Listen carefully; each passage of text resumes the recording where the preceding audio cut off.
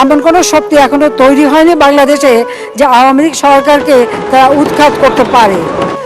আইয়ুব খান চেষ্টা করেছে, ইয়াহিয়া চেষ্টা করেছে, জিয়া চেষ্টা করেছে, জাহাল এরশাদ চেষ্টা করেছে, খালেদা জিয়া চেষ্টা করেছে আওয়ামী লীগকে ধ্বংস করতে, পারেনি, পারবেও না ইনশাল্লাহ, আর কোনদিন পারবে না। ক্ষমতার অহংকার দেখাবি না, টাকা পয়সার গরম দেখাবি না।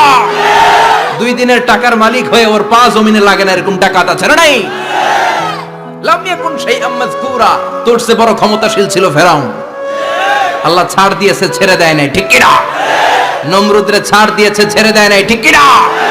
আবু জাহেলকে ছাড় দিয়েছে, ছেড়ে দেয় নাই, ঠিক কি না?